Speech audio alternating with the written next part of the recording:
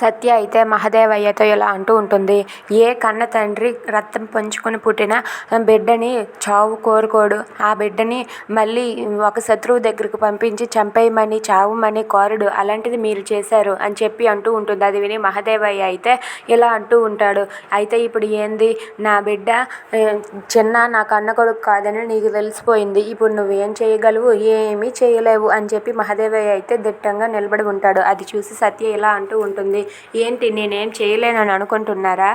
తొందరలోనే క్రిష్ని నా వైపుకు తిప్పుకుంటాను. క్రిష్కి మీరంటే ఏంటో అర్థమయ్యేలా చేస్తాను, చూస్తూ ఉండండి అని చెప్పి సత్య మహదేవయ్యకు వార్నింగ్ ఇస్తుంది. అది విని మహదేవయ్య ఒక్కసారిగా షాక్ అయ్యి అలా ఉండిపోతాడు. అవును, ఇదేమీ నేను మాటలు కాదు చేతలు చేసి చూపిస్తాను. క్రిష్కి మీరంటే ఏంటో తెలిసేలా చేస్తాను, చూస్తూ ఉండండి అని చెప్పి సత్య మహదేవయ్యకు వార్నింగ్ ఇస్తుంది. అది విని మహదేవయ్య ఒక్కసారిగా షాక్ అయ్యి అలా ఉండిపోతాడు. క్రిష్ని ఎలాగైనా సరే నా వైపు తిప్పుకుంటాను. మీ కారణంగా తను ఇవన్నీ కూడా చేయడం అంత అవసరమా? అవసరం లేదు. అదంతా కూడా క్రిష్కి అర్థమయ్యేలా చేస్తాను, చూస్తూ ఉండండి. నేనంటే ఏంటో నిరూపిస్తాను. క్రిష్కి మీరంటే ఏదో తెలిసేలా చేస్తాను. మీ కుట్రలు కుతంత్రాలు ఇవన్నీ కూడా ఆ క్రిష్కి అర్థమయ్యేలా చేస్తాను.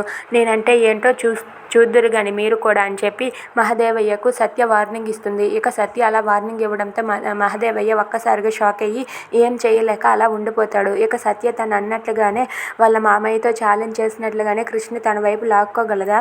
If you like this video please like, share and subscribe. Thanks for watching.